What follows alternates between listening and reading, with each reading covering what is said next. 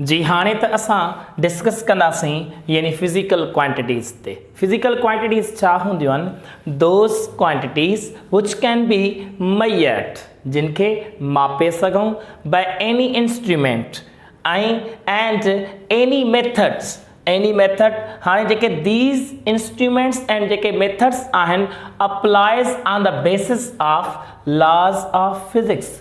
जेकी भी physical quantities यानी मेजरेबल क्वांटिटीज़ हूंदियूं आहिनि उन्हनि जी माप कंहिं न कंहिं स्टैंडर्ड इंस्ट्रूमेंट जे हवाले सां ऐं उहे जेके इंस्ट्रूमेंट या को तरीक़ो जेको जंहिंसां मापे सघूं असां किन क्वांटिटीज़ खे, त उहे जेके इंस्ट्रूमेंट हुजनि उहे छा हलनि एक्चुअली यानी उहे लॉज ऑफ फिजिक्स जे बुनियाद ते अप्लाई थियनि। हाणे ॻाल्हि इहा आहे जीअं असां जेकॾहिं कंहिंजी लेंथ जी, टेम्परेचर जी ऐं टाइम जी या कंहिं बि यानी क्वांटिटी जेकी फिज़िकल आहे मेजरेबल आहे उन्हनि जी जेकॾहिं माप वठूं था त उहे इंस्ट्रूमेंट लाज़मी फिज़िक्स जे असूलनि ते हलनि। जीअं तव्हां थर्मामीटर खे नोट कयो हूंदो त उन में जेकी बि यानी मरकरी मटीरियल जो कॉन्सेप्ट या जेके बि उन जा कंपोनेंट्स आहिनि उन्हनि में जेका टेम्परेचर जी माप थींदी आहे त उन ते उहे जेके फिज़िक्स जा असूल अप्लाई करे पोइ उहा असांखे रिज़ल्ट मिलंदी आहे। ईअं खोड़ सारियूं क्वांटिटीज़ आहिनि जिन में इंस्ट्रूमेंट जेके हुजनि उहे फिज़िक्स जे असूलनि ते ई कमु कंदा हुजनि, तॾहिं असां उन्हनि क्वांटिटीज़ खे चवंदासीं त उहे कहिड़ियूं क्वांटिटीज़ आहिनि? फिज़िकल क्वांटिटीज़ आहिनि। हाणे फिज़िकल क्वांटिटीज़ जा जेके असां टाइप्स इंट्रोड्यूस कराईंदा आहियूं उहे असांजा 3 टाइप्स हूंदा आहिनि। हाणे 3 टाइप्स कहिड़ा आहिनि? जीअं असां चऊं त पहिरियों फंडामेंटल क्वांटिटीज़ जो आहे ऐं ॿियो असांजो ड्राइव्ड क्वांटिटीज़ जो आहे ऐं थर्ड इज़ सप्लीमेंट्री असांजो यानी क्वांटिटीज़ जो कॉन्सेप्ट आहे। हाणे हेॾे असां फंडामेंटल खे कीअं इंट्रोड्यूस था करायूं त फंडामेंटल जेके हूंदियूं आहिनि उहे यानी माना छा हूंदियूं आहिनि? इंडिपेंडेंट हूंदियूं आहिनि अदर क्वांटिटीज़ जे। They are not expressed by any other quantities. They are not derived from any other quantities. इन्हनि खे चइबो आहे फंडामेंटल, या अञा खणी सिंपल चऊं जिनखे असां एक्सप्रेस कयूं, एक्सप्रेस्ड करे सघूं कंहिंसां? ओनली सिंगल यूनिट सां, हिक ई यूनिट सां जेके एक्सप्लेन थी सघनि उन्हनि क्वांटिटीज़ खे छा चइबो आहे? Fundamental quantities. जीअं असां एसआई जे मुताबिक़ वठूं त असांजी क्वांटिटी छा आहे? लेंथ। ऐं जेकॾहिं असां वठूं ॿी क्वांटिटी मास आहे ऐं जेकॾहिं असां वठूं त टाइम आहे। अहिड़े तरीक़े सां इलेक्ट्रिक करंट थियो, थर्मोडायनेमिक टेम्परेचर थियो, ल्यूमिनस इंटेंसिटी थी and also amount of substance थियो, ये सभु क्वांटिटियूं on the basis of SI system यानी सिस्टम ऑफ इंटरनेशनल जे बुनियाद ते उहे छा आहिनि? यानी फंडामेंटल क्वांटिटीज़ आहिनि। ईअं ई असां ड्राइव्ड क्वांटिटीज़ खे इंट्रोड्यूस कराईंदा आहियूं त दोस क्वांटिटीज़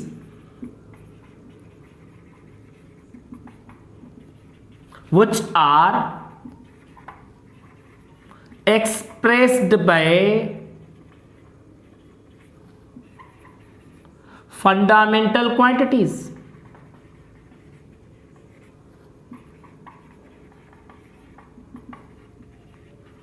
अहिड़ियूं क्वांटिटीज़ जेके छा थी सघनि? फंडामेंटल सां एक्सप्रेस थी सघनि, शो थी सघनि यानी रिप्रेजेंट थी सघनि यानी डिफाइन थी सघनि, यानी ईअं खणी चऊं त फंडामेंटल मां ड्राइव थी सघनि। जीअं असांजी जेकॾहिं असां चऊं त कहिड़ी क्वांटिटी आहे? वेलोसिटी, इहा असांजी ड्राइव्ड आहे। वर्क ड्राइव्ड आहे, फोर्स ड्राइव्ड आहे, एनर्जी ड्राइव्ड आहे एंड सो ऑन।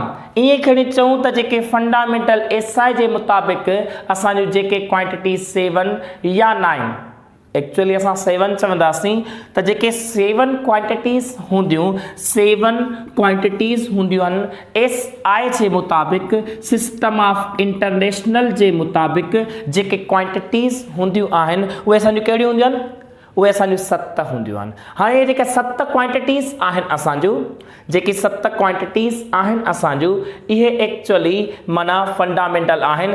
इन्हनि खां अलावा जेकी बि क्वांटिटीज़ थींदियूं उहे सभु छा थींदियूं, ड्राइव्ड थींदियूं आहिनि। फिज़िक्स जी दुनिया में हिन एसआई जे मुताबिक़ 7 फंडामेंटल क्वांटिटीज़ आहिनि। इन्हनि खां अलावा जेकी बि फिज़िक्स जी दुनिया में क्वांटिटीज़ थींदियूं आहिनि उहे सभु छा थींदियूं आहिनि, ड्राइव्ड थींदियूं आहिनि।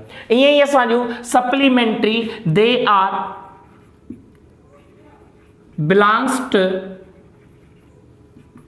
angles। ही असांजूं जेके क्वांटिटीज़ आहिनि इहे फंडामेंटली असांजूं यानी ईअं खणी चऊं त एंगल सां वास्तो रखंदड़ आहिनि। जीअं असांजी पहिरीं क्वांटिटी हूंदी आहे प्लेन एंगल ऐं ॿी हूंदी आहे असांजी सॉलिड एंगल। हाणे जेकी प्लेन एंगल आहे इहा मापी वेंदी आहे छा में, कहिड़े यूनिट में, रेडियन में। ठीकु आहे।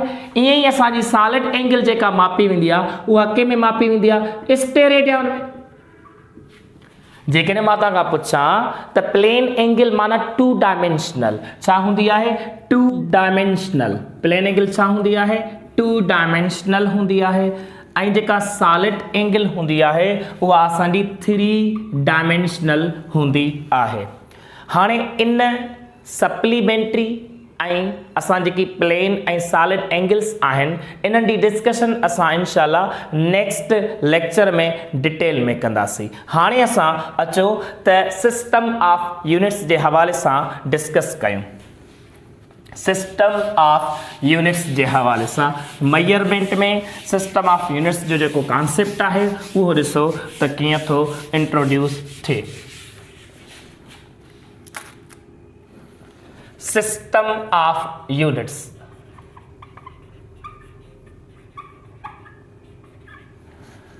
हाणे सिस्टम ऑफ यूनिट्स में सिस्टम ऑफ यूनिट्स माना combination of fundamental and derived units is known as system of units हूंदो आहे। हाणे असां यानी बिफोर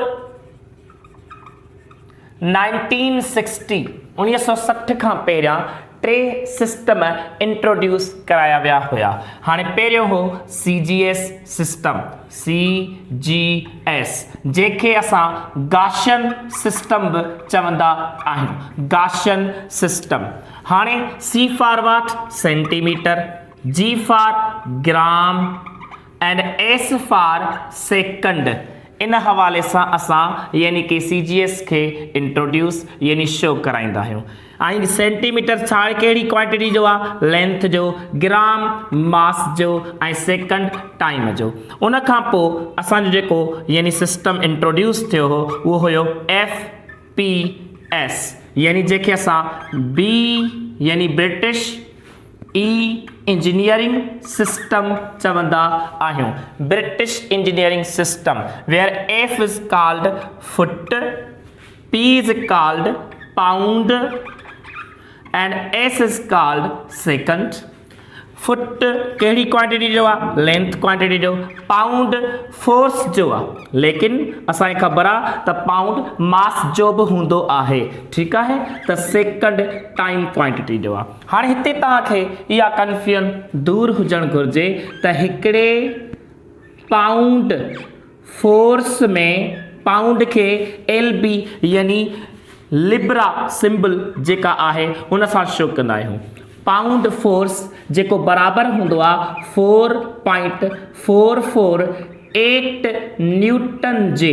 ज़हन में रखिजो हिकिड़े पाउंड फोर्स में केतिरा न्यूटन हूंदा आहिनि, 4.448 न्यूटन हूंदा आहिनि। ऐं इहा तव्हांखे ख़बर हुजे त हिकिड़े पाउंड मास में केतिरा किलोग्राम्स हूंदा आहिनि। एक्चुअली असां ईअं खणी चऊं त 0.45 असांजा किलोग्राम्स हूंदा आहिनि छा में, यानी हिकिड़े पाउंड मास में। ऐं जेकॾहिं असां ईअं कॉन्सेप्ट वठूं त हिकिड़े केजी में केतिरा पाउंड मास थींदा त असां चवंदा आहियूं 2.2 यानी कि असांजा छा थींदा आहिनि पाउंड मास जे बुनियाद ते वैल्यू ईंदो आहे हिकिड़े केजी जे हवाले सां। ठीकु आहे, ईअं ई असांजो टियों सिस्टम इंट्रोड्यूस करायो वियो हो जंहिंखे चयो वियो हो MKS, M for metre and K for KG kilogram, S for second. हाणे इन हवाले सां यानी कि ॾिसो त सेकंड यानी कहिड़ी क्वांटिटी खे शो कंदो आहे टाइम खे, किलोग्राम कंहिंखे यानी मास खे, ऐं मीटर कंहिंखे लेंथ क्वांटिटी खे शो कराईंदो आहे। हिन सिस्टम खे असां ॿियो छा चवंदा आहियूं मेट्रिक सिस्टम। अहिड़ो सिस्टम जेको डेसिमल जे बुनियाद ते एक्सप्लेन थी सघे, डेसिमल जे हवाले सां, यानी जंहिंमें मीटर किलोग्राम सेकंड जे बुनियाद ते असां हिन खे मेट्रिक सिस्टम बि चवंदा आहियूं।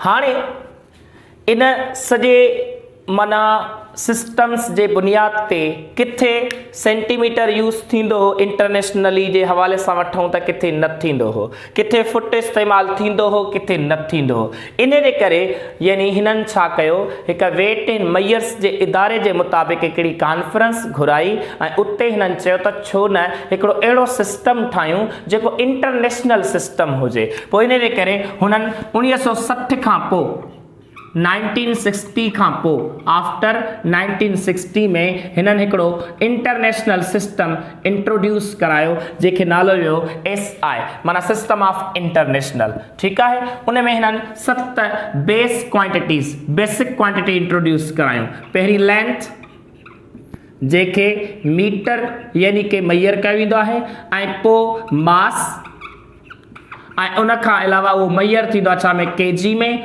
ऐं टाइम जेको मेयर थींदो आहे सेकंड्स में, ऐं इलेक्ट्रिक करंट इन खे बेसिक मञियो वियो यानी कि इन जो यूनिट इंट्रोड्यूस करायो वियो एम्पियर, ऐं उन खां अलावा थर्मोडायनामिक टेम्परेचर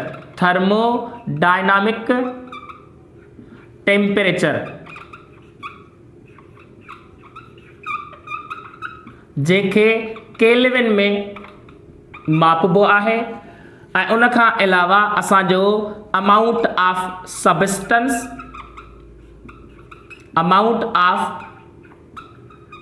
सबस्टेंस जंहिंखे छा में मापबो आहे मोल में, ऐं उन खां अलावा यानी कि ल्यूमिनस इंटेंसिटी खे इंट्रोड्यूस करायो वियो हो, ल्यूमिनस इंटेंसिटी खे जंहिंखे मापबो आहे कैंडला में। ईअं असांजा यानी कि सिस्टम ऑफ यूनिट्स इंट्रोड्यूस थिया हुआ। हाणे असां नेक्स्ट लेक्चर में इंशाल्लाह हिननि बेस SI सिस्टम जे मुताबिक़ यानी डेफिनेशन स्टैंडर्ड कीअं ठहियूं उन्हनि खे डिस्कस कयो वेंदो। ठीकु आहे, तेसि ताईं ही नोट करे वठो, शाबाश, स्क्रीनशॉट कयो। अल्लाह हवाई, थैंक यू।